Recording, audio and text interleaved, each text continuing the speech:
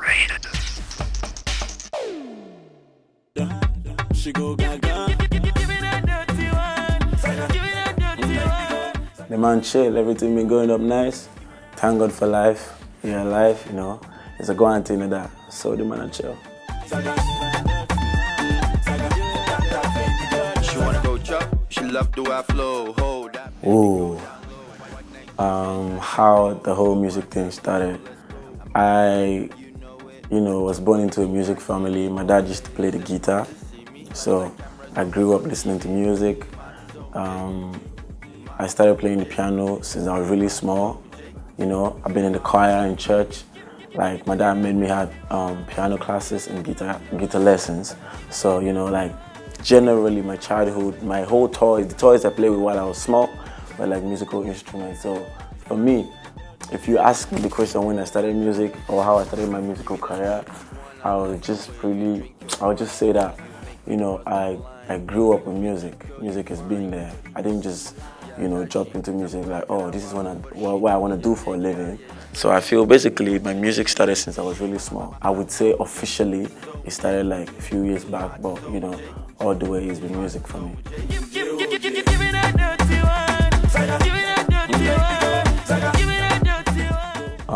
Tekno has been my name for quite a while, So officially kicked off as Tekno. I think it was when I did the cover for Ice Prince Ole Kud when he featured Brian Moyen.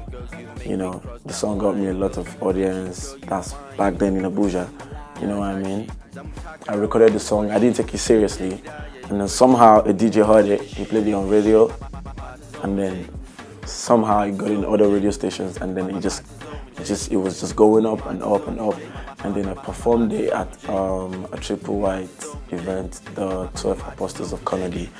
And I had this standing ovation, like down and up. And Julius Ago was the MC. He wasn't really the MC, but he was one of the performers. So he called me back on stage, and he actually prayed for me on stage. And he said, "This is really good. That you can't believe that in Abuja you have someone like this, and then nobody really knows about him." So officially, I think it kicked up then when I did that song. It was an amazing experience all the way. So yeah, I think that's like 3 years back. Yeah. That's when I would say I officially kicked off, but then before the holiday with Davido, so yeah.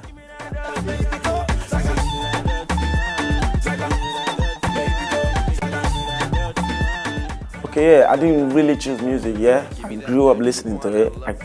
It was me, music is me. That's me, man. Because literally, I play virtually all the basic musical instruments. I produce, I score music, I dance, I entertain, man bad like that. So yeah, I go on to that. I wanna dance, you wanna dance. I see your body and you wanna move. I wanna shake it, you wanna go. I see your body. I will say this today, tomorrow, yesterday. I sing music. If it sounds nice, I do it. If it's reggae and it's good, if it's R&B and it's good, if it's pop, whatever it is, because for me, generally, music is music. Like, I won't classify myself as a pop artist or Afrobeat, or For me, I think sometimes we don't even know our genre because we literally do everything. But for me, I won't say I have a genre because basically, I will let my album speak for that. You're gonna hear a lot of like a lot of genre. It's gonna be there. You're gonna hear the real soul music, R&B, whatever it is, Tekno records. As long as it sounds nice, the beat is good, I jump on it. So yeah, for me, I don't really have a genre.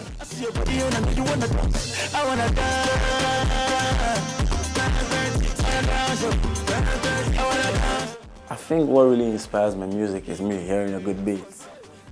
You know what I mean? Like, sometimes when we sample music, it's because it sounds so genuine and so interesting, and you just be like, I have to just do something that sounds like this. Sometimes I get inspired off other people's song, or off the beat, or off what I saw from a video, and then I just, vibe with the sound. But mostly for me is, I hear a good beat, I jump on it.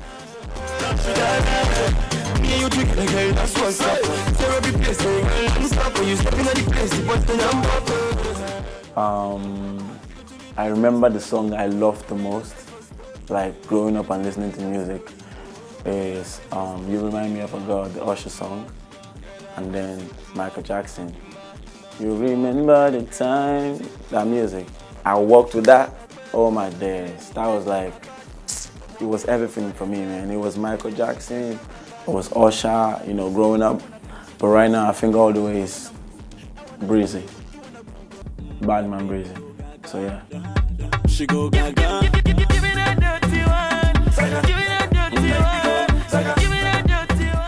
You know, before Holiday, Onyeneku, the cover for Ice Prince Oleku, I would give it to that song. Obviously, Holiday is the song that put me out there on the map.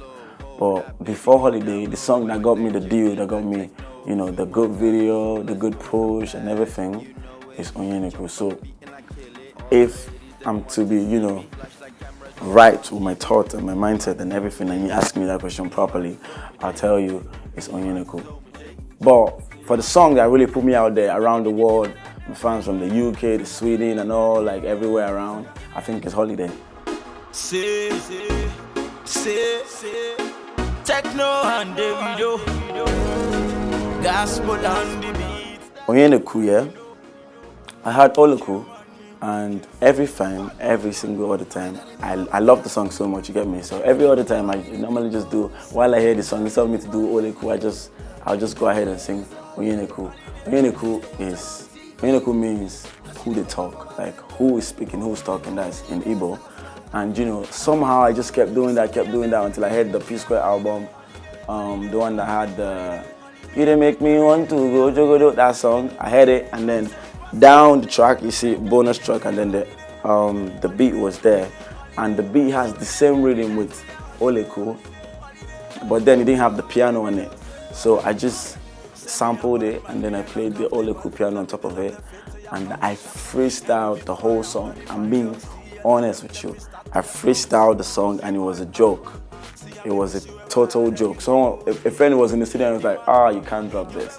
You can't drop this. It was a joke. So Onyeneku was inspired by, I'll just say it was just me being bored in the studio, and I just needed to record something. So you get me? I just made that. And then the DJ got that and played it, and someone else played it, and the song got me where I am today. So yeah. And I remember back in high school, I never knew I'd be the big boy.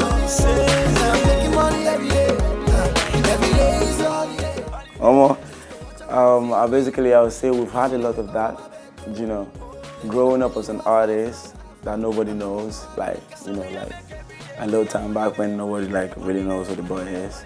Sometimes you just go and perform in a show, and like literally everyone you're performing to is just seated down there looking at you, and it just looks like you're making a fool of yourself on stage.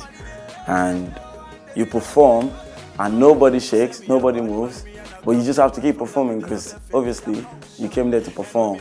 Like there was this time I performed at, I think Oriental's Hotel or something. There was this show, it was literally VIP table all around. And I came on stage, I was performing, and then man was just seated, nobody moved, nobody shook, nothing. I finished performing, they literally didn't even clap. It was that disturbing up there.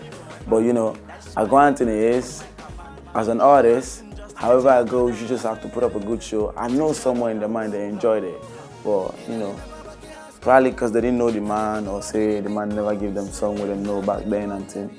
So, but I think, basically I can't really call that my most embarrassing moment because it happened, like, it wasn't once, but it happened over and over because obviously you have to grind, you have to, you know, work hard, get out there, make sure you do your performances right and everything. So I just think it's one of those moments where I feel really bad and feel really awkward, and sometimes you just question the fact that, you sure say you're good for this thing and think, yeah, but it happens, and yeah, it's bad like that.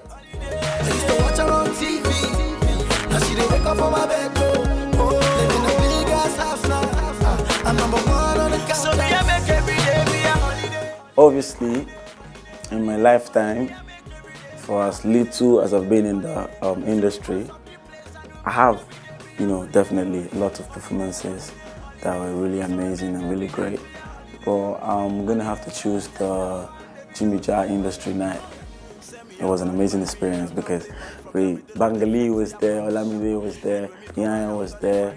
You know, like we had like even people from outside the country they were also there. It was really amazing. There was this, you know, lovely crowd that was there. You know, why I love it the most, or why I call it memorable, is because when Holiday started, when I started performing Holiday, literally I was looking and then I saw like the men I respect and men that I've been looking up to like growing up. Someone like The Bunch. Tin, tin, tin, tin, tin, tin, tin, tin. I'm The Bunch, buy me, or like I was in high school as at then, I was listening to this music and it was live for me, you know what I mean? So like to have them man be in the house and you perform and they stand up and dance to your song, it was an amazing experience, trust me, man. The feeling, bro, and I'm mad feeling, I felt good. Inside, I feel like I worked for this and I'm still working and I'm working hard, and trust me, for a while I'm gonna remember that, because literally, that man was loving it. He was loving it. And also it was where I performed the dance song that just came out. That was the first time I ever performed it, and the reaction was, you know what, I want still your favorite boy Tekno. I'm just gonna say that.